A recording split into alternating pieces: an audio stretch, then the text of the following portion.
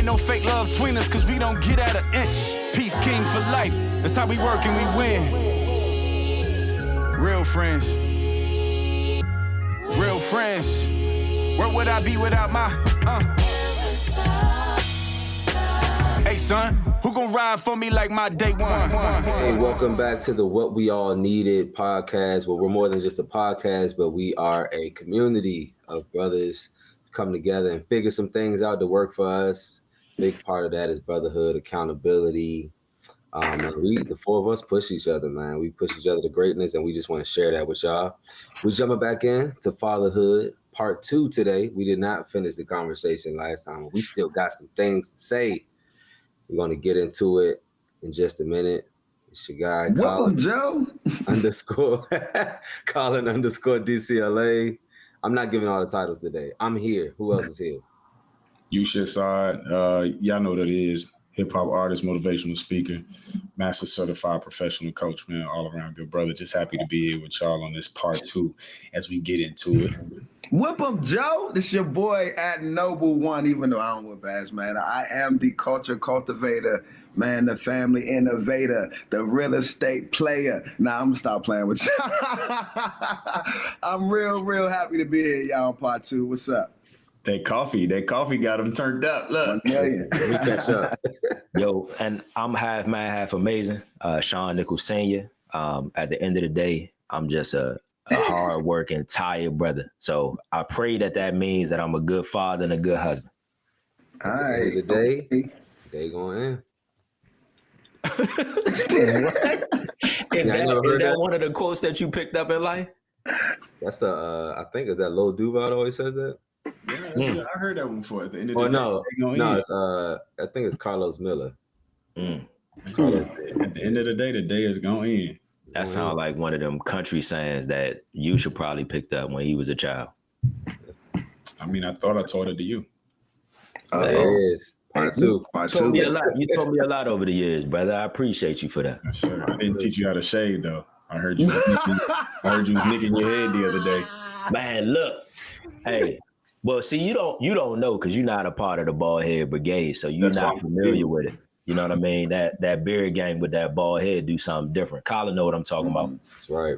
But bro, that's the worst feeling in life, man. Especially when you rushing, you trying to prepare for something like to go out the house. You feeling good about yourself. Like I ain't had a haircut in a long time, but I know what that feeling like when you get out that barber chair. It's that same feeling when you know you feeling good. And then you feel that Jones nick and your skin get cut, boy. Woo, I can still feel it right now. I swear. When you said it. Worst feeling in life. Right now, pour some salt in it and smack the fire. I can't relate. Yo, my wife told me when it was time to go bald, because I was playing the fence for too long. She was like, yo, make a decision. What we doing?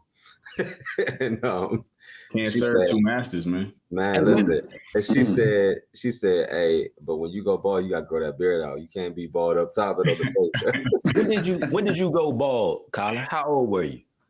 I feel like maybe only 3 years? 34, 30, I don't know. COVID messed up my time. Nah, yeah, but you well on that. It ain't been it's been about a good decade, don't do that. My brother. I know you went bald, my brother. I know you went bald at 22, but for me, I ain't even gonna hold you. I'm gonna tell you the truth. I went bald. I remember when I went bald, I was still at A&T.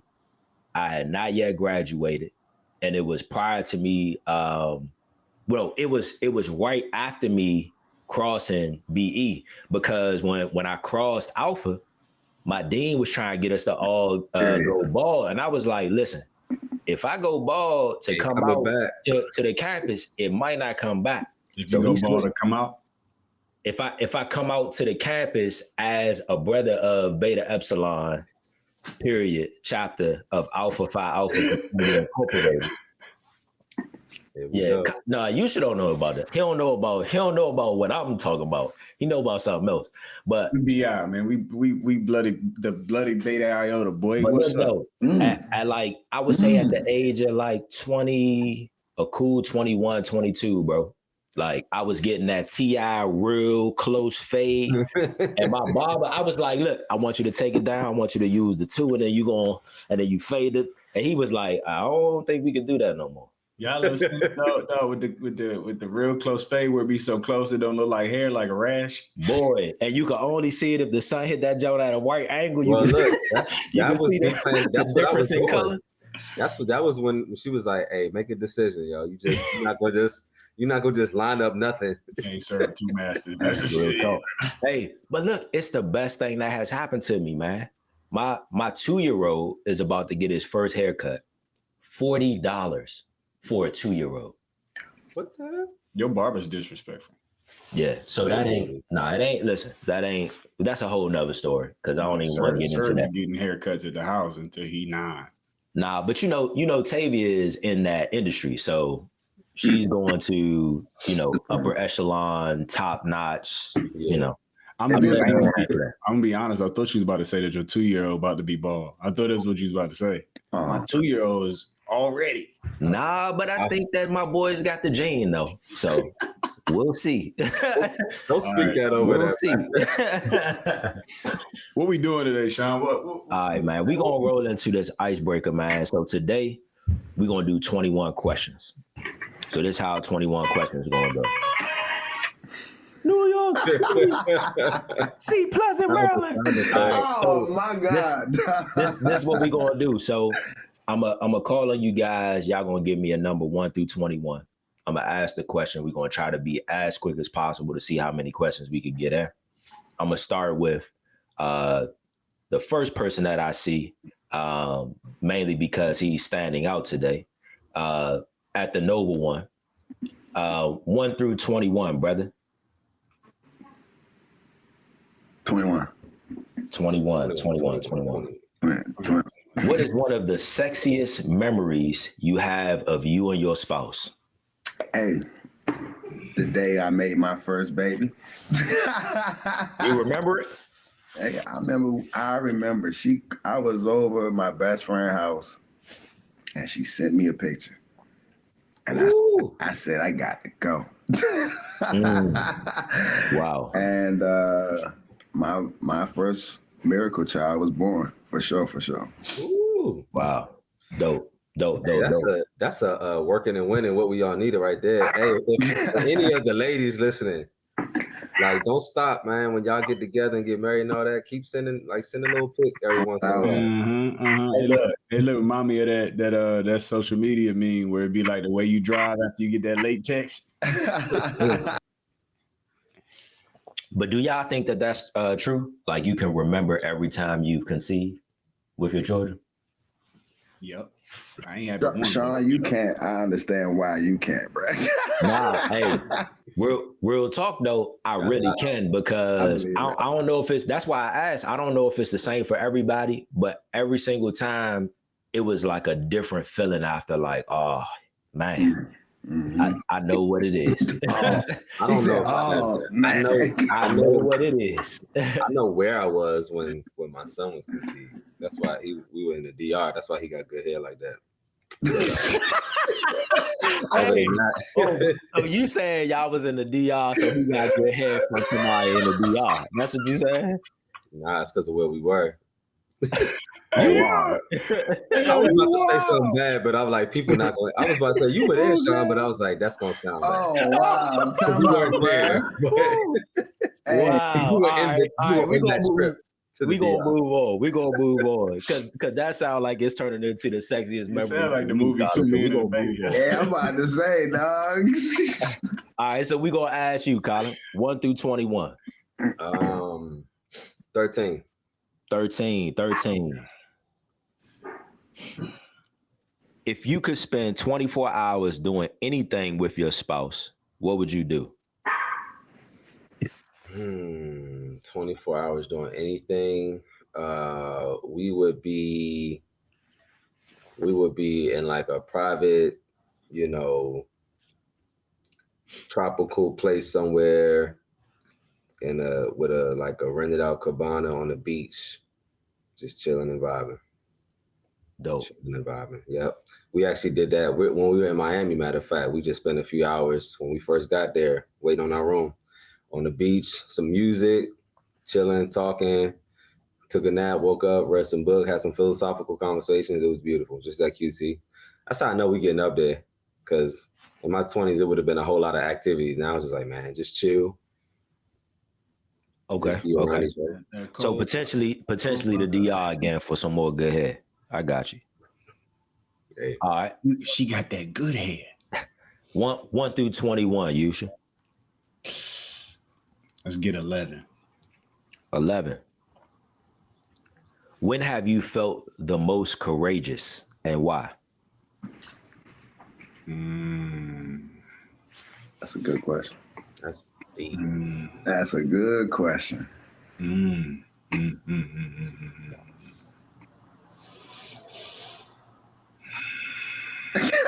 Yeah. Sorry. So weird, bruh. It be just so awkward sometimes. Yeah, I gotta really process that and come from the realest place. I think it's a tie, honestly. And it's a tie because I have to answer this question right based off what was happening to me physically, right? And I had to push through. So it's a tie. It's a tie between the time I opened up for K. Michelle and it was a crowded space already.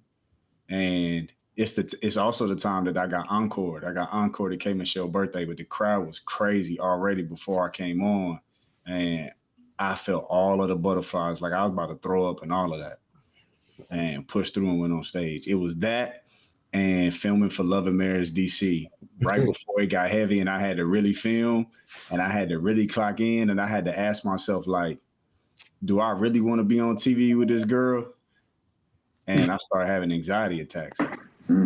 Hey, I don't think I knew either. You ain't never shared that, brother. I told you. I had a real anxiety attack and I had to really tap in with God about it. And I tapped in with you about it too. And God was like, trust the space you're in. And then I came back and had a conversation with you, Colin. You was like, bruh, God be blessing you in so many different ways, man. You just need to trust. I feel like God is telling me to tell you to trust right now. For me, that was confirmation, but it was like, that's how I got through that moment. But it was the courage was because I had to like really fight what was happening in my body. Bro, you was on Love and Marriage DC? What season? I was on the season before you lost your hair. What? Damn, man. It ain't been out that long, so I already know that. But yeah, I mean, so I think it was season 3, maybe. It's on the OWN network, right? Season 2 and season 3. Hey, shout out, let's get it. Bro, I didn't know how to answer that question because Sean know I was on damn He Love was and trying to Marriage put you on, man. He was trying to throw you a oop and you missed it, dog. And he missed it, bro. That's that BI energy, but we're gonna move on. Oh man, we're gonna move on. Hey, real quick. I just want to hats off to you. What's interesting about that on that K. Michelle show is because that was one of our events. Is that it was packed. I think that might have been one of our sold out shows. You got an encore. It was another person on that show that got booed off the stage. So that's kind of like, for you to have won the crowd over that night, I think it's just major. Yeah. Shout out to DCLA for putting the event on, man. DCLA. It was a crowd that night. 7th Street was there. Ro James was in the house. Mm-hmm. Yeah, it was a night. That was a fun show. Dope. That was dope. All right, I'm gonna have you pick a number for me, Colin. 1 through 21. I was about to pick 9. That's crazy you put that up. I'm gonna pick 9 for you. Let's go. What popular notion do you think the world has most wrong? Man. Oh, that's good. The popular notion that I think that the world has most wrong is the ideal that we have to work to a point of almost killing ourselves to be able to enjoy our lives. Facts. I think that I am personally coming to that realization as I get older. The problem is that you find that as you grow and mature, that you also fight what has been instilled in you and your experiences up to that date. And so I think that I'm almost in a molting season, quote unquote, where the caterpillar is turning into a butterfly in a lot of ways. And I'm just finding some new I'm gaining some new leases on reality for myself. And prayerfully that will grow to be something fruitful for myself and my family in the future, but we will see. Elevate, bro. Love I it. like that you said that too. I feel like have y'all experienced that shift in the world with like some other friends? Everybody kind of feeling like this slow down, healing space is more like, man, I need to just attract what's for me type energy versus the hustle. Yep. Yeah. I think the first, in my opinion, from what in our experience in our age, right? Of course, Ali is a little bit older, so he's experienced a little bit more. But in my opinion, for what I've seen, COVID was like that first time that really like woke people up. I equate COVID in a lot of ways. I tell people to whenever we have like snowstorms, like when we have big snowstorms, the world is shut down. There's nothing that you could really do. You're locked in the house, right? And that's really a time that I truly believe that God is intentionally slowing us down for whatever reason it is that he needs us to slow down. I think the same thing happened in COVID, but it was on a grander scale where now people are starting to awaken to a lot more than just that rat race. Yeah. Yeah. Agree. Ali, don't let them play with you like you in your 50s, bro. Like, why? I mean, it's all good, man. Because that's what you talking about. My wisdom, not my age. So it's all yeah. And real talk, and I ain't even gonna make a joke. I always refer to him as the older man, but he knows that I revere him from that place of wisdom. So I love you. I love you, brother. Love you too, bro. Mm-hmm. So listen, let's get into it. Y'all know I'm really excited about this second one anyway, because in part one, we was just getting to the part where we was talking about how we discipline our daughters, man. And this is key for me because y'all know I only got one child, and I did my listen. We got to get into it. This is part two of fatherhood, and we popping it off with Sean, who is coming through, right? Sean gonna lead us in this conversation about discipline. Sean, I want to pass it to you, but I'm excited about this because I want to know. I want to know your take, but I also want to tell y'all my take and how I got there. All right. So kind of tying it into where we left off on the last part, we were beginning to talk about discipline. And I know that we have a mixed bag. We have girl dads in here, but then we also have myself as well as Colin, who have boys and girls. So the first question is, do you all whip your girls? I want to go to Ali. Can you speak first on this? Come on, man, Mr. Wisdom. I thought you had all this on your chest, man. But you threw it to me first. I want to hear your insights. It's all good. Nah, man. I was looking forward to this question. Be honest with you, man. So, do I whip my girls? No. Have I whipped my girls? I have two girls. They are 11 and 8. And so when they first were born, around three to 6 is probably where I would tap them, like, you know what I mean? But I think, and I've always known this for myself, is that like I don't want my girls to have this image of males even having rage or being angry at them, and that's just. Yeah, I know, man. My friend circle, I got a lot of females in my friend circles. So I've seen a lot of domestic violence, right? And what it does to my sisters, right? Let alone now I got two girls and just the mental and what it does, right? So no, I don't whip my girls anymore. They're 11 and 8. So you just touched on some key things that I'm going to bring up through the conversation, but let's continue this question. Does anybody else have anything else that they want to add? Yeah, I go in. So I had this question early on, because I had a girl and I didn't really know what to do with it, right? And like I said in the previous episode, my father didn't whoop us for real. He would pick and play, but my mother was like the one. My mother was slave whoopings. You see what I'm saying? See. Yeah, you know what I'm saying? Go outside and pick your own switch off the dogwood tree type whoop you. We don't whoop no clothes. And so this whole spare not your child the rod thing, spirit don't spare the rod on your child, all of the gospel stuff we was taught, it had me, confused.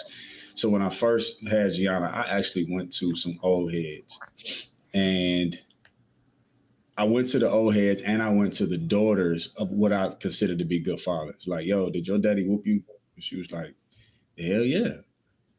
They was all like, yeah, my daddy whooped me. Especially, I remember this whooping I got here in middle school. I remember this whooping I got here in elementary school. I remember going to a few older fathers, old heads. They was like, yeah, I whooped all my kids. All my kids got whoopings. And so for me, it was like, all right, cool. This is commonplace.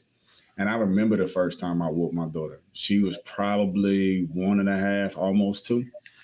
Mm-hmm. And she had got to the place where she kept saying no, no, no, no, no.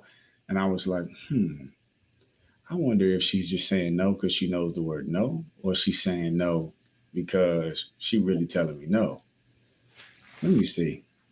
So I'm like, do you want some candy? Yes. I said, oh, she understands. And as soon as I knew she understood, she started getting whoopings. But what I try to do is mitigate the whooping or mitigate the spanking, right? By offering her an option early on. And I kept this going all throughout her life. So the only time I would whoop her is if I gave her some self-regulatory like energy first. Like, I'm gonna count down from 5. If I get to 0, you're gonna get a spanking. Just know that. Don't let me get to 0. Do what you need to do. And that's kind of how I did it. And early on, she might get a spanking, like 2 pops on the butt, or I might pluck her or something. But later on, she got it. Like, daddy will do what he says at 0, so let me get on it. Wow. I appreciate you sharing that, man. That's pretty heavy. And it made me think about a lot of things, again, that I want to bring up in this conversation, but I want to hear what Colin has to say about that. Yeah, mine is not much different than Ali. Have I? Yes. Do I? I can't say I do.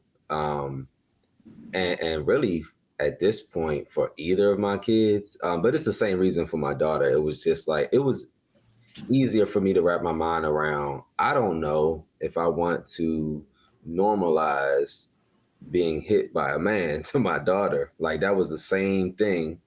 But now I'm kind of getting to the point where it's like, I don't even know if I want to normalize that for either of my kids. So I really have mixed feelings. I've gone back and forth over the years as a parent on how I feel about whooping, spankings, or whatever as a whole, that I know we'll probably get into more. But my desire is to not whoop either of my kids. That's my desire. And now the reality is something may happen, and I told my son this recently, like, bro, you might say or do something that I will respond to that I can't reel in the moment. So, but I don't desire to, not at all. Okay. So man, that was a perfect transition into what it is that I have to say, because you all touched on some key things, right? So first, with Yusha, you were talking about the Bible verse that speaks to not sparing the rod. And so Proverbs 13:24 says, those who spare the rod of discipline hate their children. Those who love their children care enough to discipline them, right? Now, in looking at that a little bit deeper, the rod is more so in the context of correction, right? A lot of times we look at it from a surface level of something physical that you hit your children with. And I will say, for me, I grew up that way as well, in that mindset, right? And so to answer the question directly, when my oldest 2 were younger, I used to spank them. But it was like what my perception of spanking should be, right? Come over here. I want you to put your hands on my knee. I'm going to explain to you what the issue is, but then I'm going to pull down their pants and spank them on their butt, right? Completely emasculated. You know what I mean? And so it took me some time to like reprogram myself in that way to understand, 1, there's no need for that in that way.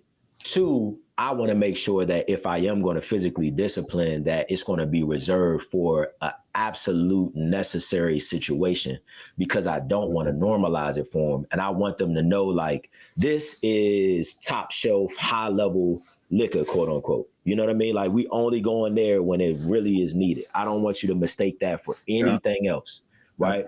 Now, tying it into what Ali said when Ali was talking about not normalizing it for his daughters as far as domestic abuse, what I also realized that allowed me to mature was that I don't want to normalize it for my boys either. Because the reality of it is, and I don't know if you all have been, but I will raise my hand in saying that I have been in a domestic violence dispute in several relationships that I've had over the years where I have been physically abused, right? One example, to the point where when I was in college, one of my best friends, like, you know how you have your friends that can speak into your life and say, like, I really like that person for you. I like how you guys are together, so on and so forth. My best friend was like, I hate her. I do not want y'all to be together. I hate the fact that y'all are together. And like, it really like made him, when he was around her, he had a different energy. But it was because he would see me when I take off my shirt, how I had scratches and whelps on my back, how I could come in with a red neck or a red face, depending on the situation, right? And I normalized that for myself because at that time, I was still running around, was not really truly committed, right? And making excuses, making concessions, because even though as a grown man, I can say that I was in a relationship with her from a mature standpoint, we didn't have a title. So that was my scapegoat to do anything and everything that I wanted to do. That does not give her a reason to put her hands on me, right? You felt like you deserved it? At that time, Yeah, I felt like it came with the territory. You know what I mean? Like, oh, well, it just happened. This is what comes when, you know, so on and so forth. But it's because of the toxicity that you see within your environment, right? Through your family, through your friends, through TV, so on and so forth, right? Now, transitioning, what I will ask is, does it look different when you discipline your boys or your girls, right? In your opinion, should discipline look different for your boys than your girls? Yeah, I'm gonna go ahead and take it again. So I like this question because again, I got two girls. So yes, it should look different, but I don't feel like it should feel different. And let me explain that. Right. So like again, my discipline to my girls, right? They should never feel like they are scared of me physically doing something to them to harm them, right? I don't never want them to feel that or even like see that, right? But when I discipline them and I don't touch them, right? I need them both to understand that like they feel me. If that makes sense, right? So that's why I say it looks different versus feeling, because I don't touch them, right? The appearance of them, but when I talk, right, they feel me, and to the point where I don't have to talk. I don't have to like touch them. So yeah. So you saying it should, say that again? How you said it? It should look different, but not feel different. Yeah, like so. Colin, for you got boys and girls, right? You know what I mean? Yeah. That's Yeah. really more of it. You know what I mean? Yeah. I mean, you could. I respect your opinion too, because like for people that don't know, like you got two girls, but you raised a young man in that household too. Oh yeah, for sure. So, About my man Fred. Yeah, I did. Yeah, so, thank you for not mentioning that. I actually, now that you mentioned that, I did discipline Fred. So that actually, now that I think, I did discipline. Can you go into a little more context for those that are listening, right? Because who is Fred to you? Oh man, at what age were you around Fred, and how did you get to the point of physically disciplining? That's a good question. I'm gonna try to wrap it up real quick. So my wife, mom, she adopted Fred, which became my brother-in-law at 6 Shout months. out, Fred. At 6 months. And we can get into a whole nother story about that. But I raised him along with at the time, my girlfriend, who became my fiance and my wife, right? We basically raised him. And I did discipline him, not necessarily like, get butt whippings, but like, brother father, let me go to your body. Let's put the gloves on, or go down in the basement, do wall squats, type of thing. So yeah. So yeah, I'll share my experience starting with a story, and I'll tell you how I feel about it. And y'all know this because I like literally the next day I told y'all about this. This was recently, like a month or two ago. But this was one of those moments where my son did something that what Eckhart Tolle called him, Yusha, my pain body kicked in a major way. And I saw red and I could not go back. And it's crazy because it happened so quick. Like he did the action and my response was, okay, this is deserving of a spanking. This is like, how you said reserved for those higher levels, Sean. I was like, this is one of those. And initially I wasn't upset. I was like, I'm about to just go in here, about to get these licks. We'll have a conversation about it later. When I went into that room and closed the door, that pain body said, oh, we about to go wild. I went in there to do just a little, but instead them fists balled up. We started talking first, and he said, look, Ali, like, you going back right now? We started talking first, and something he said, I don't remember now, but it just enraged me. And I just started going to his body. I think I smacked him in his face. I started going to his body. Now, not justifying none of this, because I felt like crap afterwards. My son is 12. And he a solid guy. Like he almost my size at this point, but he was terrified of me in that moment. And then Michelle, my wife, had to like knock on the door to like snap me out of it. And I left. My daughter had been waiting on, because me and both of the kids supposed to go to the movies. You ain't going no more. So I just took her, got out the house. But I was messed up internally right afterwards. Like I was like, dang, I definitely went too hard. I did too much. I'm gonna have to connect with him. Like that was probably the worst like I had been with him. And I justified it where he's old enough and big enough he can get these hands right now. But I couldn't get out of my head how his face looked. So I text my wife while I was at the movie theater. I was like, hey, make sure you check on him, da-da-da-da-da. Man, she was like, yeah, I checked on him. We talked. He's going to be all right. She said he did. No, I went out the movie theater to call her because I had to know how he was doing. She was like, yeah, he just said, he just needs some space from you right now. Man, when I say that messed me up, because me and my son locked in, and he ain't never, no matter what, needed like, I need some distance from dad right now. So fast forward, me and my daughter on the way back home from the movies. It's eating me up. My daughter has an anointing over her that she's still developing and tapping into. She got it from my wife. She's got that sixth sense. And she just said, Dad, like something's wrong with Cam. Like I keep having weird visions and thoughts about my brother. Like he wants to run away or something. This is what she just says to me. And I just start crying. My daughter's 9. Like I'm driving, I start crying, and I'm talking to my daughter. I was like, yeah. I said we got into it, before we left. And she was like, yeah, I could hear something was going on in the room. I didn't really know what's happening. And I told her what happened. She starts crying, and she's like, why would you do that to my brother? And she's just like, I forgive you, but like, I'm really upset at you. Like it was a real vulnerable night, man. And me and him talked the next day. I took him, we had a little father-son, we went to Waffle House together and like hash it out. But I did make a promise to him that I would never do that again. Because I just wasn't myself, right? And so that's the one point I want to make. And one of the main reasons why I just want to get off of the physical discipline altogether is because usually you're doing it out of anger, right? You're doing it out of hurt and pain and anger. It's nothing healthy coming from it. You're not teaching yourself or the people around you anything good. And there's been moments, especially when my kids were younger, where I would see my son who doesn't get upset very easily. But when he would get upset with who? His little sister, because that's who he's around the most. He would use, I'm going to hit her because I don't like what she did. And I'm like, dang, where he learned that from? He learned that from us because that's what we would do, But outside of the physical thing, I feel you when you said it might look different, but it shouldn't feel different. My goal is for it to look different, regardless of gender, because every child is different, you know. Like my daughter is more of the feeling, the emotion, like she gotta understand, she gotta wrap her mind around it. It could be more conversational. And once she gets it, she has it.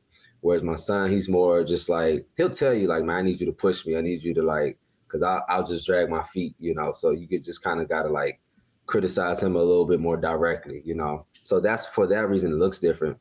I don't know if it always feels different. I have to ask them that because I wanted to feel the same, but I feel like I'm definitely more aggressive consistently, even verbally with my son than I am with my daughter. And it's something I'm working on. I'm gonna be honest. I'm just, That's right. Respect. Let me ask you, Yusha, so I know you only have one. I'm deferring. Okay. Respect. Yeah, I don't have a son, and I will be speaking on. I mean, I got nephews, but I've been away from home for so long. I will be speaking on like I don't have the insight, and I think I'm trusting y'all insight on this. Respect. Yeah, I would say for me, man, Colin, you touched on it. What I was going to say is it's about the kid, right? It's knowing the individual. I think discipline should look different for every different person because everybody is different, right? And I'll give you an example. When I realized that physical discipline and that being the key source of discipline is not suitable as far as a teaching tool for my oldest, my son, I realized that through physically disciplining him one time and seeing the light dim in his eyes, right? And so I'll give you context. I didn't get physically disciplined a lot growing up. However, when I did get physically disciplined, as well as I used to get beat up by older brothers, right? But the physicality did something to me in that it desensitized me, right? And so the light dimmed in my eyes in that area where that no longer affected me. And I saw that in my son. And immediately that enacted a change in me because I did not want to shut that part off for him, right? That sensitivity that he has towards that. And so I think that is very, very key for you to continue to learn, man, continue to study, not only just like your wife, but also your kids, right? Every kid is different and every kid is going to send you on their own course of learning. For little Sean, for the oldest, his primary love languages are quality time and words of affirmation, right? And so because I know that now, I've been able to utilize that in a way where I can use it to discipline him, but also to reward him in a lot of ways, right? He's my namesake. So he also has a desire to seek affirmation from me, to seek acceptance from me, right? Now, I have to make sure that I govern that, right? Because I don't want to beat him down with words too much. But I now know, I think I'm being able to tweak and fine tune what is most effective in with him. Similar to Samantha, right? Samantha, my second oldest, I don't really have to physically discipline her at all at this point, right? I could look at her and talk to her in a certain way and she'll bust out crying, right? But she's a different type of person. She also has something in her where she got that dog in her. She got that fire in her, right? And so she's always seeking perfection. Like her biggest enemy is herself, right? And so when she hears critique, she's already in her mind like, what can I do better? How can I make it better? How can I refine this, right? And so I've been able to figure that out. My third, he a little different. And Wow. I'm still trying to figure that out with that young man. He is like, I call him the fire child. Like emotions, highly in tune with his emotions, but like with everything, he just on 100. Like he gonna tell you how he feel. At 2, he has this like he just has to like understand. And I don't want to call it defiance because I don't want to speak that into him, but he just has a desire to like, he just can't go for anything at 2, bro. Like it's ridiculous. And so I'm still trying to figure that out with him because I do agree. Somebody said it earlier. I think it was Yusha. The level of competency and comprehension that your child has. He has a high level of comprehension and understanding. Like the continuing to ask him certain questions and he says no, and then you throw something out there and he says yes. He hip. He is completely hip. And so because of that, I know that it is time to potentially start to tap him out of love to correct him. But I'm continuing to learn with that. Now, I don't think that physical discipline is necessarily a bad thing, right? I just think that it has to be dished out when it's absolutely necessary. And so for me, within my household, and maybe you guys can shed some light on this, for me, discipline in my household right now is continued conversation, telling them what the issue is, telling them what was observed, correcting them in where they may have went wrong. But then I incorporate a lot of calisthenics, right? A whole lot of calisthenics. And I think that is important to understand as well, because it's a lot more, I'll say, for the oldest, because for him to get his attention, there has to be a physical aspect to get his full attention.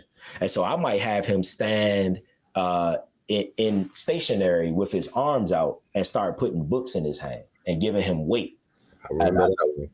Right? Just to lock in and be one-on-one with him so it'll start to sink in.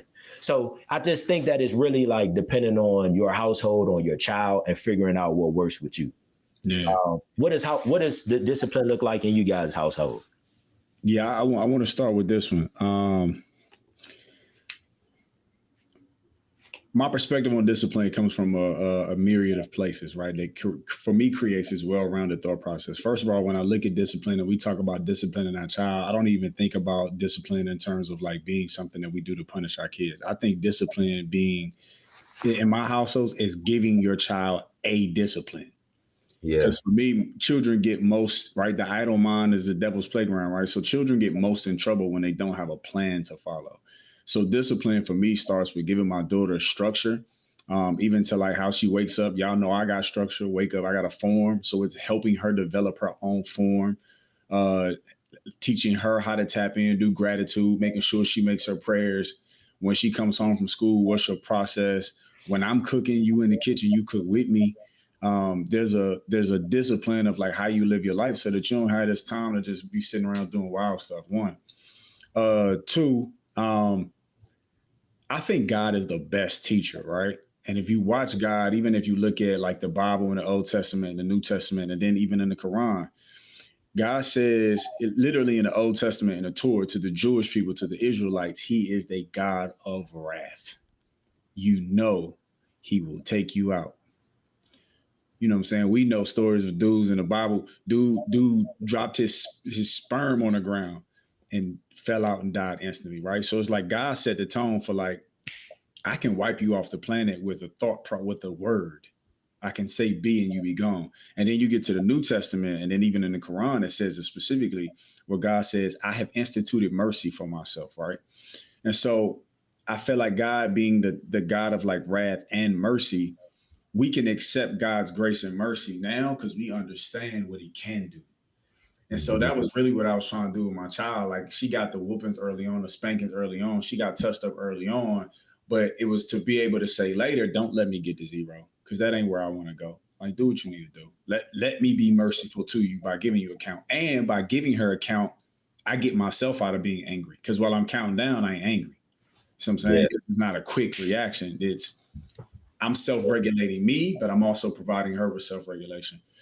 3rd, there's a story of the Prophet Muhammad and how he disciplined even his wives. You know, people often talk about how like Quran is male dominated. You can like it's not, right? It's you admonish, right? You admonish, you correct. But Prophet Muhammad gave an example of what this looks like. So his wife had done something and he admonished her. He told her about it. She kept doing it.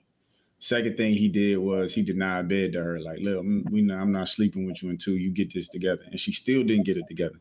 And so the third thing he did was he spanked her. But this is what he did.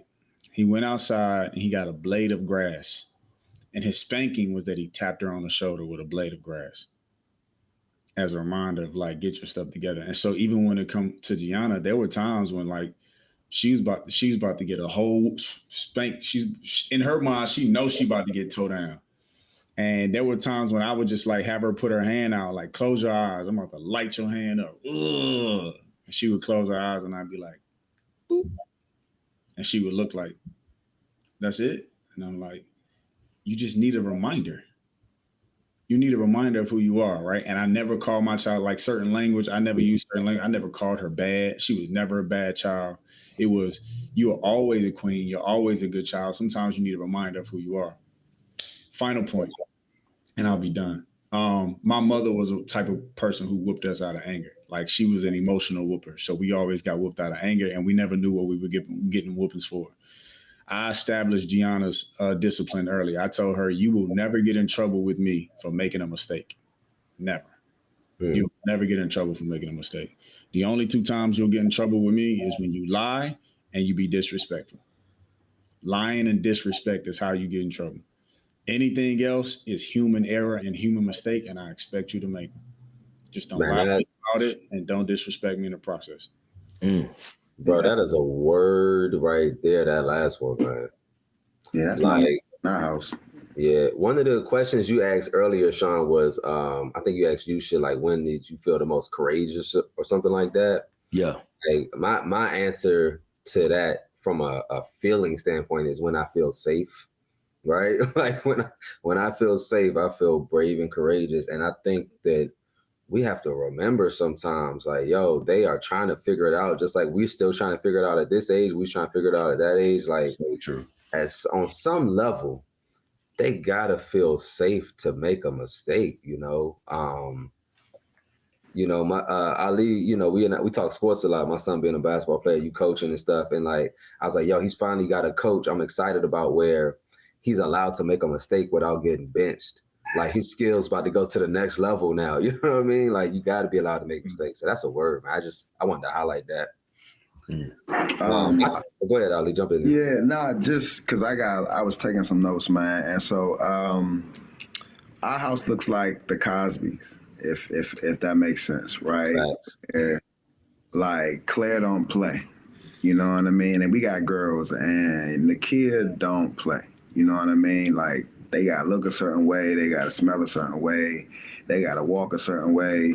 And I'm appreciative of that, right? Because I, as a father, as a male, right, it's important that my females know how to be females, right? And then on my end, if you can think about like, what was his name? Heathcliff. Heathcliff. Yeah, man. He would be like when Theo would do something crazy, he would be like, real blunt and real transparent, like that was stupid. Like, you know what I mean? Whenever his kids would do something, he wouldn't even like play around with it. So that's really me, right? Is I'm telling my kids straight up bluntly, like, what you like, that's stupid. You don't look like your hair don't look right. Like I am that because I'm not spanking them, right? I'm giving them like the truth serum as much now. My wife tell me like I might be giving them too much truth, right? And that's still a balance in itself. And I'll be letting God trying to tell me what's too much and what's not, right?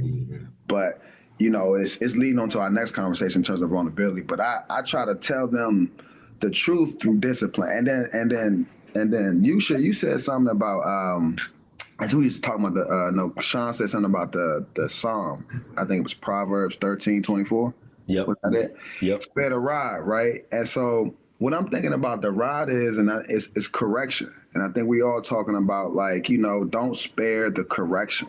And I 1000% agree with that. Like I almost overcorrect to a point where my kids be like, bruh, like, You know what I mean? You know what I mean? So that is the discipline that I do, right? I am correcting at every moment I see that there's a need for correction, right? But then, Colin, you bring in a very important piece about the balance, right? And that is where my father taught me like balance. And I told y'all my father never hit me, but my mother did, right? So I reflect on their style, and like I have a certain balance, because to your point, I think at the end of the day, what we're trying to do is like create, for me, right? Discipline is like creating a balance in how you navigate life.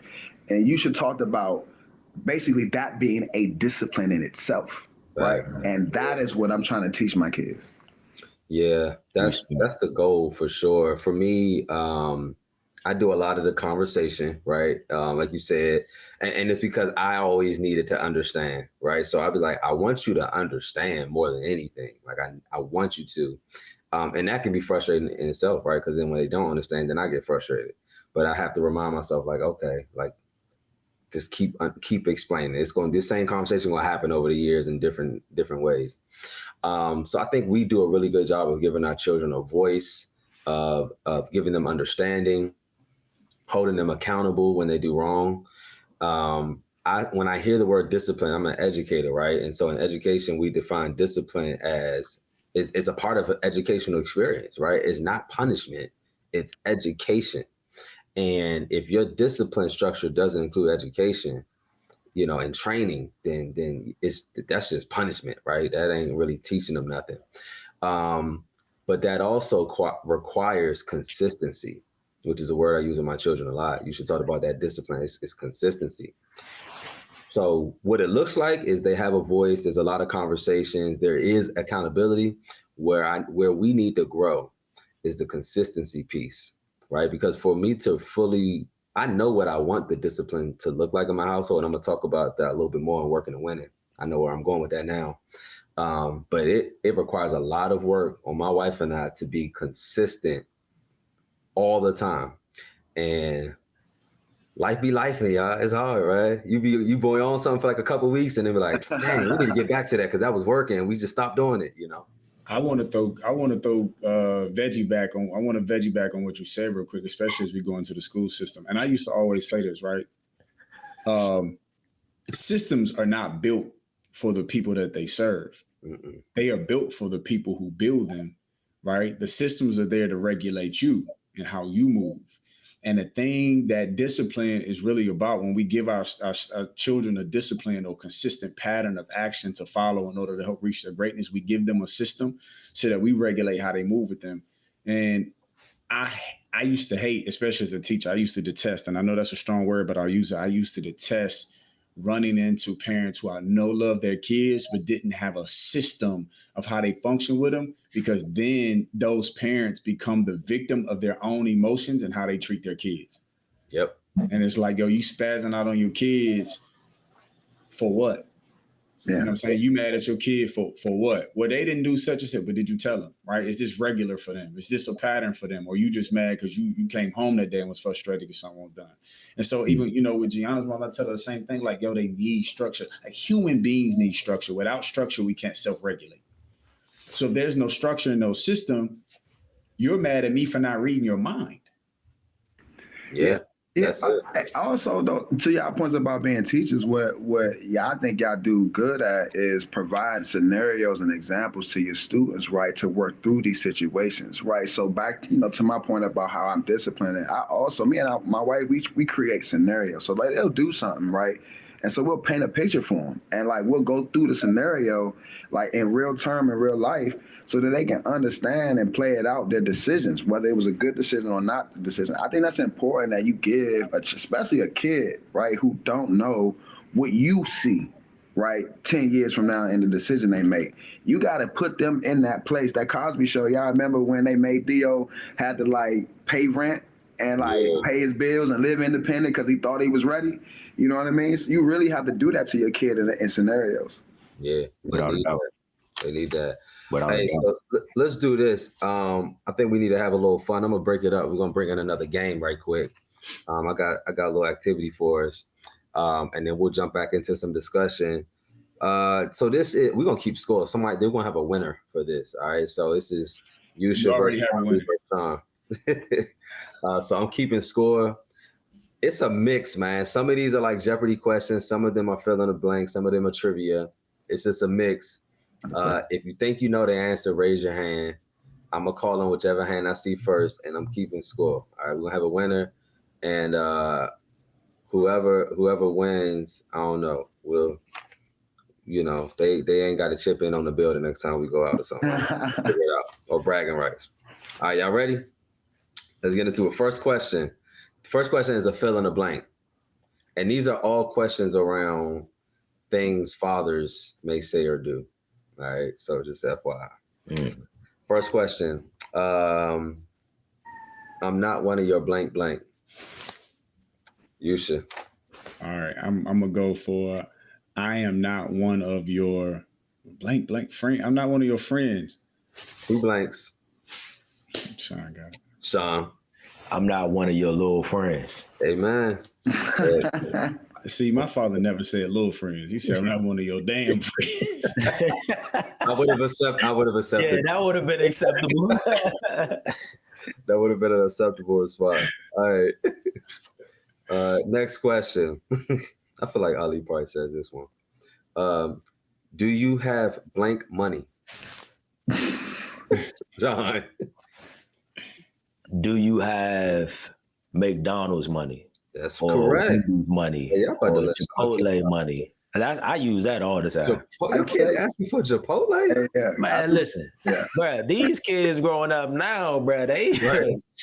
Lil Sean be asking for surf and turf for them. I thought it was just me. My daughter be like, I would like some steak. I'm like, steak? Hey, Colin, I'm laughing because my response was you would have had to keep the blank in there because it would have been an expletive. Then I might have been like, do you have any fucking money? Also acceptable. All right. This one is kind of a more Jeopardy style. All right.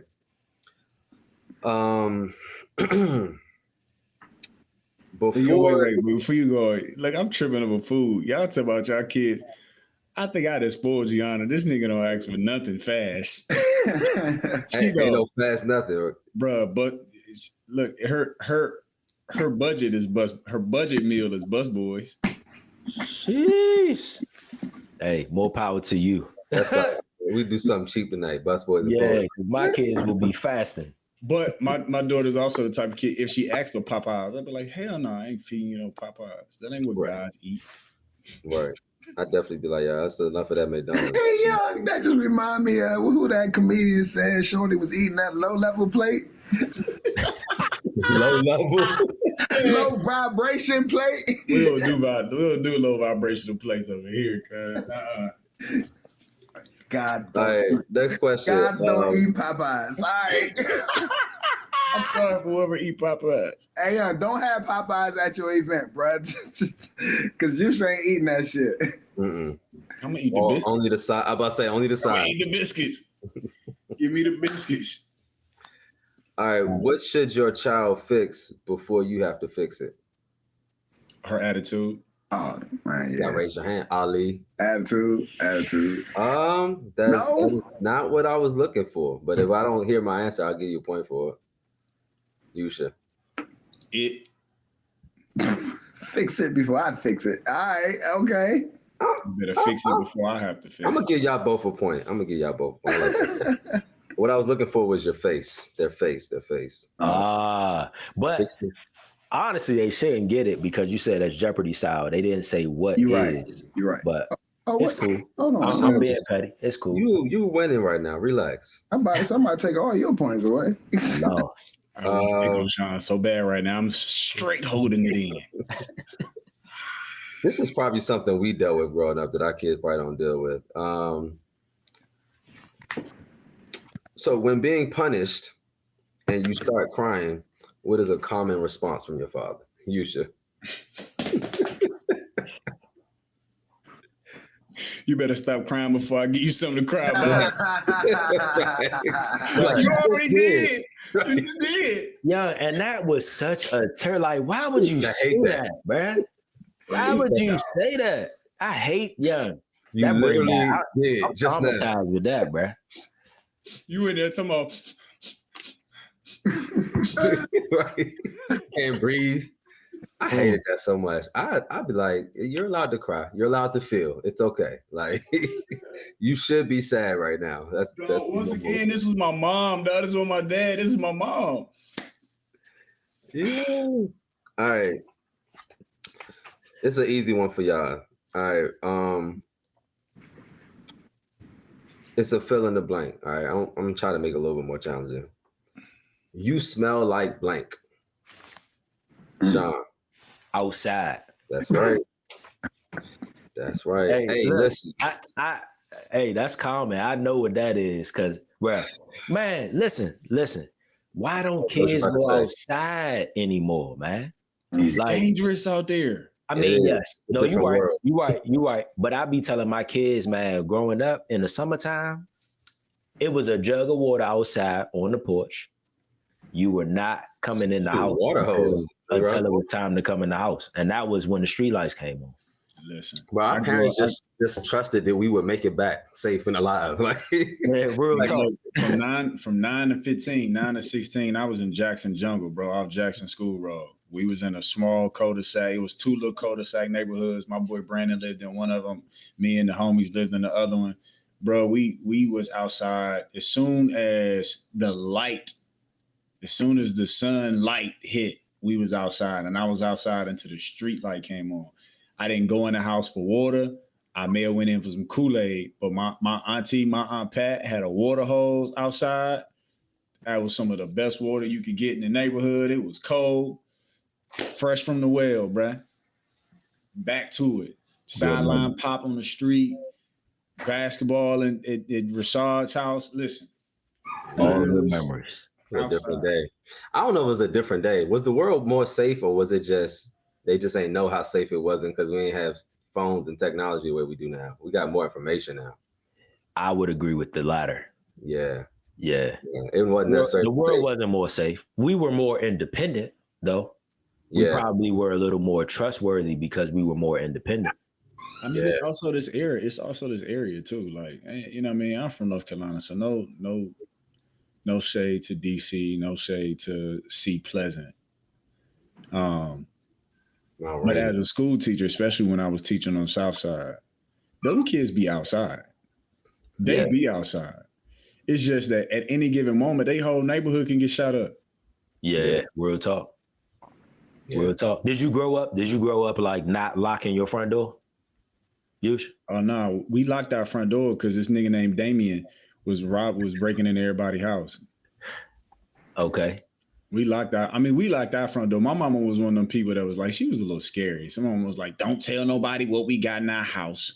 Don't have nobody in my house. But when my mama and daddy got divorced, my mama worked third shift. She started working third shift when I was like 13. And my sister ran away from home. So my house was the party house after 9 o'clock, bro. Wow. I'm gonna ask like 2 more so we can move on. All right. This might still be true today. All right. Common response to your children when they play any song that came out when you were coming up. Oh, what you know about that? Sean. Exactly. No. What you know about that right there? Right. Facts. I definitely say that now to my kids. Yeah. Like, and my daughter is in this weird like 90s R&B phase. She all on Brandy and Mary J and stuff. I'm like, man, hey. Yeah. Hey, young ma'am. I will say that that's something that I supremely appreciate about my 2 oldest is that, well, all my kids, now that I think about it, even the 2-year-old loves music. But with the oldest 2, when songs come on, and we talking songs in the 80s and the 90s, I ask them, who is that singing? And they're able to hear based on that person's voice. Yeah. So I appreciate it. Yeah. I definitely put mine in music school. All right. Ali, you gotta get on the... Oh, you got 1 point, Ali. You be processing too long. All right. So you ask your parent a question. Their response is, we'll see. What does that mean? You ain't doing it. Oh, shit. hands. Ali, I saw your hand first. No, you didn't. Hey, Colin boy. Help him out. Hey, nah. I don't want no petty fucking point. Nah, I saw you should I hand don't need, first. hey, nah. Don't give me that shit. I don't want to eat that shit. 3 years later, Ali like, oh yeah, I saw. Hey, yo, when you run it back, Look, Ali be like this. Yeah, it need to be like. I actually saw you should hand first. It means they ain't got time to think about it. That's exactly what it means. But that is not the correct response. no, Ali, that's would not you even like my to answer. That's my preliminary answer. Oh, it's Oh, there you go, man. Boy. We'll see. We'll see is me being an adult, me knowing what I mean when I say we'll see. I ain't got time to think about it. But when they say we'll see, it most likely means no. It's just that way of getting out of it without giving you a solid answer. that is the correct answer. So what you should just did was he threw out a filler to see if he was going to get the correct, and then he was like, "No, but I'm gonna follow it up with." No. I was throwing out a joke because it was funny. It's all good, bro. I was throwing out a joke because it was funny. It's all good, bro. I know. You wanted people to cheat on game night, aren't you? I know your type. Your type. Hey, listen. I'm what is this called? When somebody get on you and then you get on somebody else? Pause. That's what it's called. That's what it's called. Pause. What are we talking about right now? No kidding. That's what we call that. No, did he? Hey, look, I was over at Ali house with Thanksgiving playing spades. This nigga got tired of playing, so he started cheating. And I was on his team, and I didn't know whether to tell on him or not. And you roll with it, dog, so I don't want to hear that shit. Ain't taking his I'm arrow. going to be loyal at this point, but I was like, this nigga cheating like shit. And I realized he just didn't want to play no more. I'm like, dog, let's get this shit over with. I'm going to keep that in mind. Last question. Man, watch me when you play spades with me, Sean. Last question, and then what we doing after this? We jumping forward after this? Last question? Got to. All right, bro. All right, last question for me. It's a fill in the blank. It's a lot of blanks though, so listen carefully. Don't make me blank blank in front of your blank. Ali. Don't make me F you up in front of your friends. No, that is an acceptable response. No. You said don't make me blank blank in front of your blank. You said don't make me F you up in front of your friends. You're being way too technical, Sean. Yeah. Sean, you being way too technical. The correct response was it's okay. It's okay. It's okay. 1 point for Ali. It's okay. It's okay. What we were looking for was embarrass you in front of your friends, but we will accept F you up as well. I want to let y'all know how real I keep it over here, dog. You need to. I need you to feel this, man. But that's a real response, though. All right, man. Thank you for lighting it up, Colin. Man, we needed that after we was talking about whooping all this ass, being disciplined and shit. What I really want to talk about is time. I think y'all know we talked about this in the last episode. I lost my father, and so time has become really important to me in terms of how I spend my time with my kids. Right. I'm gonna take the first question, and the first question is if knowing what you know, right, and if you was a kid, and you could spend one day with your dad, what would you do, right? And for me, directly, man, I would go back to Nigeria, Lagos, and our tribe in Shagamu, and cook with my dad and play soccer with my dad, and that's what I would do. He was a soccer player. That was his name. Yeah, he liked to run and play soccer, and he liked to cook. And I know in that particular space, I like to cook, and I love Nigerian food. And I know that would be a space in where we could tap into each other, right? Both from the sports side and cooking side. Right. So yeah, I love that you like to cook, Ali. By the way. Oh yeah, you probably the only one who. Yusha has had the results of my cooking, but Sean be faking like he can be in the kitchen with me. So we'll see. Hey, but look, I'm gonna give you your props. You can cook, bro. You can cook. Oh yeah, you actually have had it when we went to the ski joint resort. Absolutely, you really can cook. I appreciate. I just think that we should have a competition at some point. I'll judge. That just means you think you can cook better than me. Cool. All right. No, I just think that we should share. We should share our favorite dishes. You know. Hey, Sean sound like J. Cole right now. Hey, but look though. I'm talking shit, but I apologize. Hey, before we move forward, because we was moving a little too fast. Colin, you didn't recap who won the game. Oh, my bad. This guy. Because he know he won. The winner of the game is John Nichols Sr. This guy. Y'all see who got the ego. Right.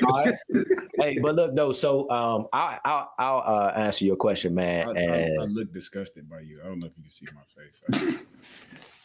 You wanted it again. That's what I heard. You wanted to see it again. It's cool. Wow. It's just your ego looks disgusting. No diddy. But so to answer the question, no, that was a very deep question, man, because we had talked about it in part one. How I didn't really have a relationship with my father growing up. And as I think about my answer, the reality of it is if I could go back one day as a child and spend a day with my dad, I think I would just spend the day hugging him, honestly. Yeah. And, telling him that I love him and just asking more about his life and his upbringing. So before I get emotional, I'll pass the baton to somebody else. But yeah, I think I would just really connect with him on that level, man, and hug him. Yeah. I feel myself getting emotional already. Right, man, for real. Let me break it up a little bit. For me, my dad, we were probably, because my dad is not a talker. I am. But he's so wise, man. And even now, I still feel like there's so many lessons I still need to get from him. And I think I need to just take the initiative and step up. So as a kid, even, I would ask him more questions. Just sit and talk with him and just pick his brain on things. Because I know he's not gonna hold back. He's gonna give me his answer, his responses. But man, that dude, over the years, I just been peeling back more and more layers. And I'm like, dang, you've been through that. You went through that. You experienced that. You have that advice, this advice. And it's just like, what else you got? You know what I'm saying? That I ain't figured out. So as a kid, I wish I would have seeked more guidance from him in those spaces. So I would just kind of just pick his brain, ask him more questions. And it's always the quiet ones, man, because your dad is very reserved, right? Yep. But there's a wealth of experience that I feel when I'm around him, bro. Like ever since I met him, he has helped me with so many things over the years. Like in conversation, but then also in presence, assisting me with certain things. Yeah. And he asks about you all the time. Bro, we was in Mississippi recently. Like I said, my aunt passed away. We was in our house kind of cleaning up shop. Man, I came across some of his old yearbooks. Hey, that dude was the man. I'm trying to tell you in high school, dog. Willie. Yo, Willie Roy. I yo. My mom thought it was hilarious too. You should. You over there, man. I know that's a heavy question for you, Brody. What's going on, man? Oh man, I missed that dude. That's what's going on. You guys step into the mic, Brody. We got to hear you. I said I missed that dude, man. That's what's going on. I spent so much time with my father for real.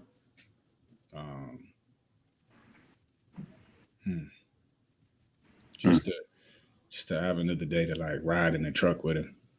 You know what I'm saying? He drove tractor trailer and then dump truck. Just to have another day to ride in the truck with my dad, or just to cook with him. You know what I'm saying? Just the vivid memories, man. My father riding down the street in the Thunderbird with the windows rolled down, the one arm hanging out the window, cigarette in the right hand on the steering wheel, listening to some blues, some John Lee Hooker, or some Muddy Waters. I miss that dude, bro. Wow. God damn. Y'all know I wrote the song Heal Me, which is really about my father, man. If I could go back and spend a day with my father, and this is a caveat, with the knowledge that I have right now, I would love to spend the day actually talking with him. I spent a lot of time with him, but I didn't spend a lot of time engaging him in his higher level of consciousness. Yeah. I wish I could show him now how much I appreciated his mind. Yeah. Mhm. Yeah. That's actually a really good response in terms of what the next part of this question is, right? Because I think a lot of us in the response is not about the time, right? It's really about the quality of the time, right? That we talking about. Because we all talked about, like, if we can go back, it would be more us tapping in. So knowing that, right? The question really was, it was going to be, you know, how do you find time? So I'm gonna switch it up on y'all, right? How do you ensure the time you spent with your kid is quality, is substantive, like you pouring in what you wish you got from your situation? I just jump in there because I got some thoughts immediately when you said that. Yeah, because you're right. We are kind of in this space. At least we're more intentional about making sure we are tapped in with our kids. My kids are getting into that space now where they want to have the headphones on all the time. You know, we get in the car, headphones on. You know, they're doing this, headphones on. I'm listening to my music. I'm playing my game. And so even though we might be in the house together all day or on a road trip, there's a barrier there to where like you should just say, like, we together, but we not really engaged. And so I've started to put some boundaries in there. I've started to put some, hey, like, just unplug for a second. Matter of fact, and so how I do it so it don't feel like a punishment, I'm like, what you listening to? Oh, for real, share that playlist with me. I'm gonna put it on. I want to hear it too. So we can listen to it together, you know. And now I'm engaged. Now I'm interested. Like, what you like? And then now they want to hear what I like, you know. Speaking of J. Cole, me and my son listening to J. Cole on the way home the other night, you know, breaking down bars and lyrics and stuff like that. So that's one thing. And then, and I talked about it, you know, working and winning before, just that family Sunday dinner, like no phones, just unplugging, man. No phones at the table, just unplug from time to time, putting some boundaries in place to where you're not necessarily forcing it, but you're just creating more opportunity for intentional quality time without all of the barriers that we're facing right now with technology. I would say that's one for sure. Sean, what you got? Yeah, I mean, I agree with what Colin said, man, and just being intentional, right? I truly believe that unless there's like an outlier, right? An outlier event that just completely stands out, for the most part, the only thing that you're going to remember within a relationship with anybody is the consistency of how they made you feel or the consistency of what you all do, right? And so because of that, what I want to do is I always want to make sure that I create a safe space for them to feel safe, right? I want to make sure that they feel protected. I want to make sure that they feel loved. And I check in with them occasionally to ask them, do you feel loved by me, right? Kind of like as my performance appraisal, I would say. So then that way I can get better. Do you feel safe? Do you feel protected? Do you feel like you can trust me? Right. So I do a lot of checking in. But then also it's like creating those consistent moments of family time where we watch a movie together or we play a game together. Like those things are stakeholders within our family where they know that we are going to have a game night. They know that we are going to, you know, go and explore and have a family outing, right? So I would say those things, but I believe I may have said it before. One thing that one of my mentors said to me that really stuck with me was asking me, what are you not willing to fail at? And what I'm not willing to fail at is being a husband or a father. And because he asked me that question and I was able to then kind of reflect on that, it allowed me to truly prioritize what the focus is. And so I tend to build things around God being the center, my wife being a part of that nucleus, and then our family, our children, you know, being the extension of that. Yeah. Everything else I can figure out. I love that. What are Yeah. you not willing to fail at? I love that. Taking notes. You sure what you got over there? Man, look, I was still processing and trying to get out of my space anyway. That's why you up. Yeah. I've always had an intentional schedule, right? So I know what days I'm picking up my daughter. I know what days she's gonna come here with me. She in high school right now, so right now she's doing a lot of adjusting. She goes to one of the high schools in DC that are known for just being strenuous on kids academically. So she's adjusting a lot to that. But one of the things I'm trying to teach her right now is what it looks like to go hard from Monday through Friday, even though I hate the American work system. But I'm trying to teach her what it looks like to go hard Monday through Friday on your schoolwork so that you can have real self-care on Saturdays and Sundays. And I'm trying to teach her what self-care looks like. But when it comes time to like spending intentional time with her, and I'll keep it short after this, I'm not only trying to get her to spend time with me, I'm trying to get her to spend time with her history, specifically her grandfather. So when we cook or clean together, I will turn on the song Muddy Waters made called Manage Boy, because her grandfather's nickname was Manny Boy, and I'll say, let's invite Grandpa in and let's cook and clean together. I'm trying to give her what I got from him sometimes. And sometimes I do some of the stuff he used to do just to give her insight of what I had to deal with him. Some of the funny stuff he used to say, which it really ain't my personality, it's my dad's personality, but I try to like emulate it sometimes. But I try to make sure that her time, especially since we don't live in North Carolina around her family, I try to give her from myself, you know, what I picked up from home that I thought was good. Like that. Respect. Yeah, so for me, man, it's really in terms of like how I make sure it's quality time, right? I remember, to your point, Sean, about how you say, you know, they remember these consistent moments.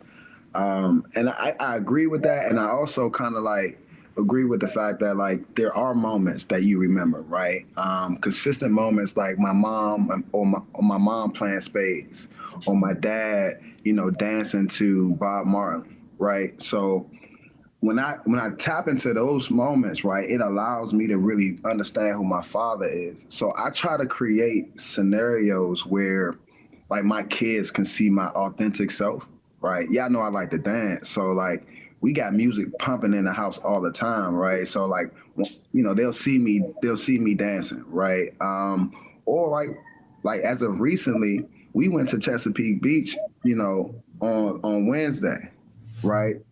Took our shoes off, walked in the sand, and like it was just moments that like, you know, that we can talk and they can see me. When Kobe died, man, we talking about vulnerability. We didn't really get to talk about it, but when Kobe died, my kids saw me cry for almost a month, right?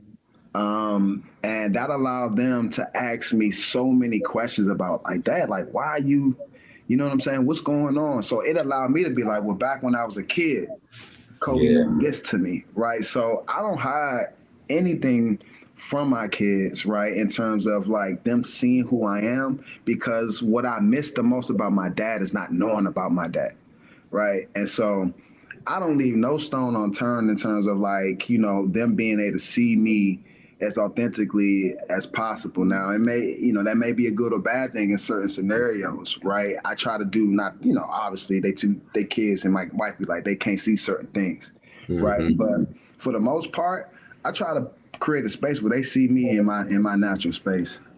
So that's for real, man. That's one of the things my daughter is like. Remember I talked about how she gotta tap into the emotional side. That's one thing she can't connect with. I'd be like, yo, mommy and daddy are humans too. We got feelings too. And she's like, oh yeah, I get that. I can get that. So that when I turn that on for her, she can like respect what we got to say a little more. Yeah, you said something about teaching your daughter about self-care. And I take it's because you have a regimen of self-care for yourself. You mentioned like that, you know, you hate the grind of the 5 days of the week, and you try to teach her, you know, how to self-care on the weekend, man. Tap into like how you are making sure that like you do take care of yourself in the midst of like trying to raise a daughter in the city. Yeah, man. Good question. I just told my nephew that today too. He's actually in the other room. He's staying with me this weekend. He came up for the Is celebration. But I told him, I said, your process should be spirit first, body second, mind third. Don't do anything. Don't do anything before you tap into your spirit. And so when I think about self-care for her, it's really about making sure that she's well, mind, body, and spirit, and that she takes the time to really cultivate those areas of her life. But my nephew did it. He asked me, he was like, how do I cultivate my spirit? Like, what do you mean by that? And so I had to explain to him what it means to understand the consciousness or the awareness behind thought and emotions, and what it looks like to sit in the grandness of who you are as you're connected to spirit, whether that be meditation or prayer, or it be sitting with your feet in the water, Ali, or it be sitting by a river and listening to the water run. This is a regular practice every day. I said, now after you tap in with your spirit, whether it be prayer, whatever it is, then work on your body. You know what I'm saying? Enhance that. And after you work on your body, then work on your mind. They said, well, how do I work on my mind? I said, reading, learning, education. And I said, not just getting information, but then using the information. I said, the mind wants information, but your spirit is also fed when you take the information that you get and you utilize it to help somebody else or to do something to be productive. And so on top of that, I don't follow the normal. As an entrepreneur, I get to make my own time. I don't follow the normal schedule that everybody else does, which is Monday through Friday. My work week is Monday through Wednesday. I take a break. I don't do nothing on Thursday. You can't get me to do nothing on Thursday. I go get a haircut. On Thursday is one of my self-care days. I go get a haircut every Thursday. After that, it's a rotation. I get massages. I get facials. I get pedicures. I'm about to start getting some chiropractor work, some crack. Don't get on my nerves on Thursday. That's my day. I put in really hard work on Friday, and then I tidy up on Saturday, and Sunday is cook and clean the house and prepare for the week. But it's like that's what I'm gonna do, and those are the boundaries I set. So like even when I got contracts, if a person called me with $100,000 contract, like we got a meeting on Thursday, no, we don't. Yeah. Respect. Okay. John, what you doing over there on your free time other than shaving your head and shit? I don't really know if I have too much free time right now, to tell the truth. I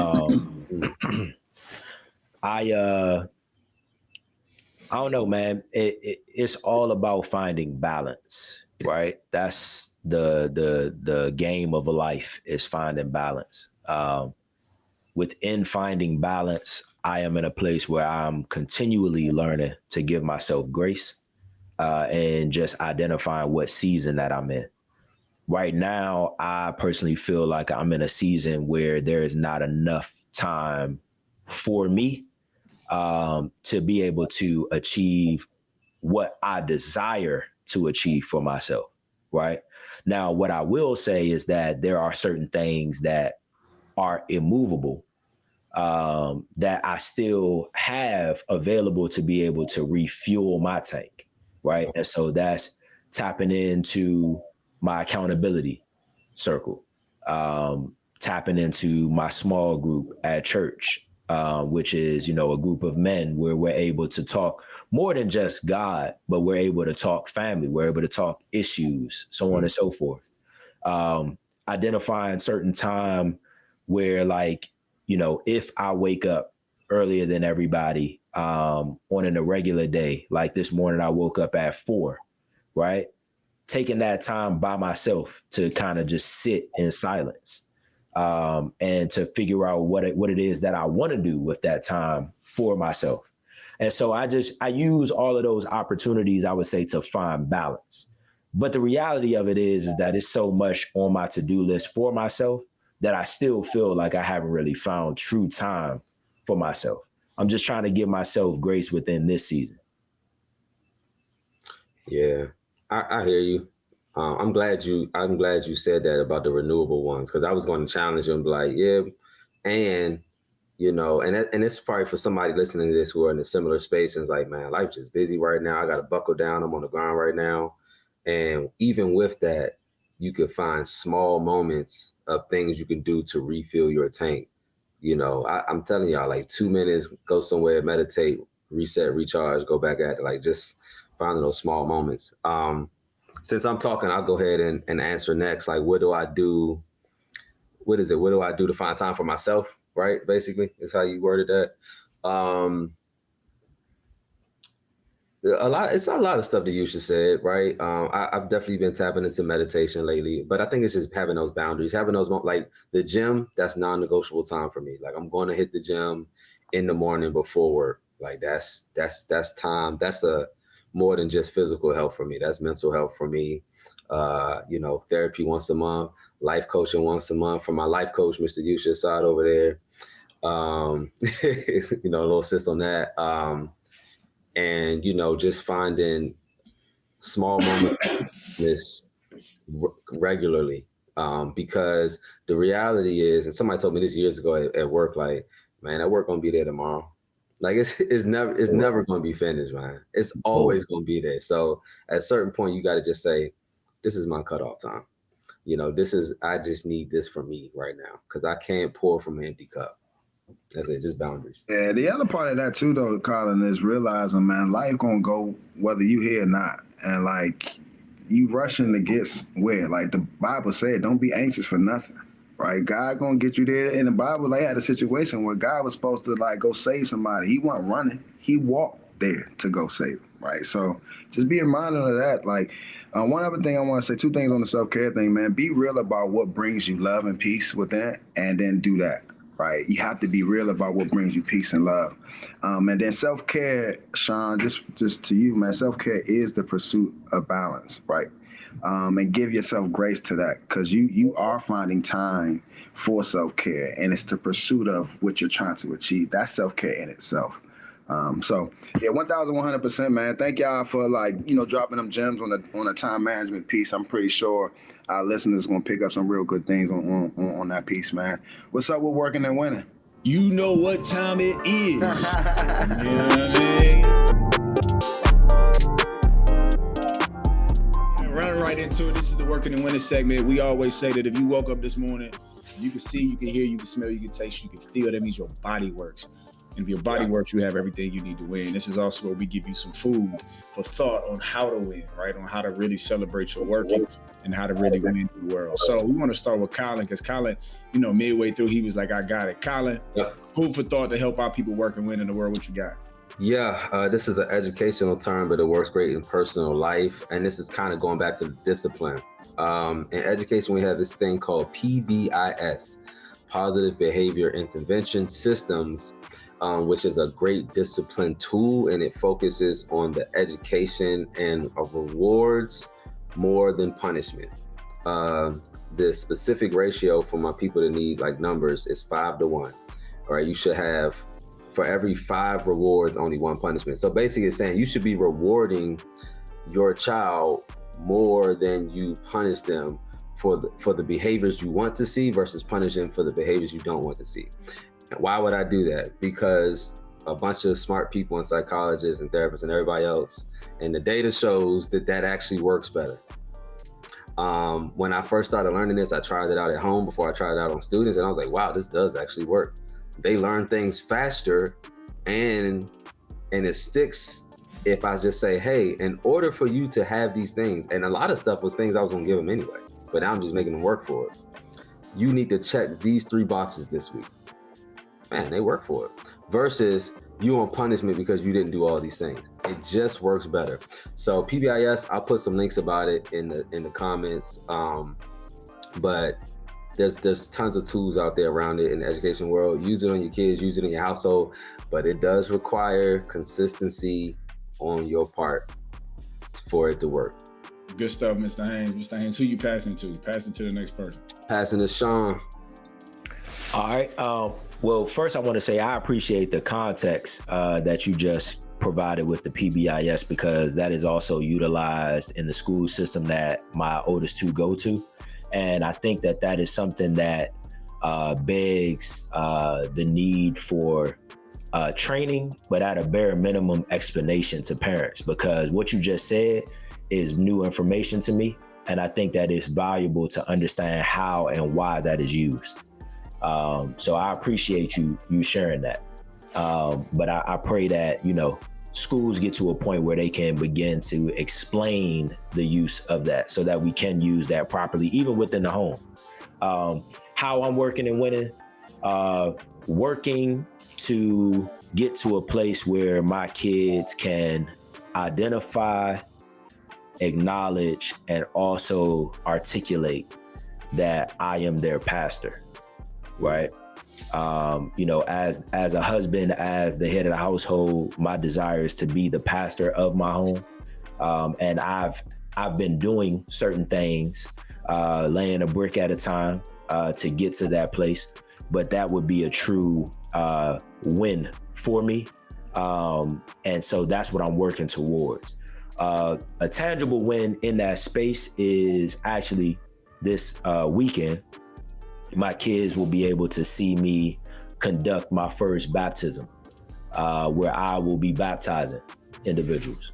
So that's a win in my book. That's amazing, man. Major win, for sure. Major win. Who you got? Ali. All right, yep, man. It's AAU season, tax season ending. The summer's here. Wife got a new job, so man, my work has just making sure that we've been executing our plan and making sure that I have a plan moving forward, right, and becoming a better executionist, right? And that's really real, man. Just really practicing on hitting targets, small targets that I create for myself, and I'm trying to do that daily. Well, I'm actually doing that daily, and it's become a lot less anxious on me when I'm really creating time to plan and execute. The things that are in front of me. The win that I'm experiencing right now, man, is our retirement planning is coming together. And I don't know if anybody has started that or are doing that. But I suggest you do if you haven't. And if you have, I suggest you keep revisiting your retirement plan, making sure, you're on the right track. Cool. Thank you, Ali. I guess it's on me. I was actually trying to get Colin to pick me after he went because he really stole my food. There's a saying that says, when you do something wrong, the universe punishes you once. When you do something right, it blesses you 10 times. And I think that's a good model for how you operate with your kids. When they do something wrong, admonish them or punish them one time. And when I say punish them one time, I mean, even if it's not a whooping, even if you get on their case. If your child does something that they lie about something, right? Punish them that one time by saying, hey, you lied about this. You're not a liar, but you lied about this. You get in trouble for this one thing. Don't be in your house next week telling your kid they a liar, because now you're punishing them more than one time for one offense. You're punishing them over and over again, right? You 2 weeks down the road talking about, you remember when you lied to me 2 weeks ago? You're still punishing them multiple times for something that happened. And that ain't how the universe works, right? The universe don't do that to you, right? If you throw away a seed today for an apple, you might get punished one time. Your mama might say, why you throw that seed away? But if you plant that seed, you grow a tree that grows about 400 apples every season, right? So the universe operates in that way. When you do a good thing, when your child does a good thing, multiply that thing for them, right? Cultivate that thing for them so that it gives back to them multiple times. When they do something wrong, let it go. Get on them and let it go. Don't hold them to an identity based off one moment. You just convicted me, my brother. For sure, man. That's thank you, Yusha, for that, man. And thank you to all our listeners. Thank you, brothers, for shedding some notes on what it's like to be a present father, right? A father that does not spare the rod, a father that spends time, a father that reflects, a father that understands his posture and his role as a cultivator, as a pastor. Right, man. Those are all the things that we rapped about between part 1 and part 2. And shout out to all the fathers, the real fathers out there that's real present and making a legacy for themselves. Man, we're going to pray this thing out right. All right. Dear Heavenly Father, man, we come to you as humble and as proud as, again, just thanking you for this moment, thanking you for this space.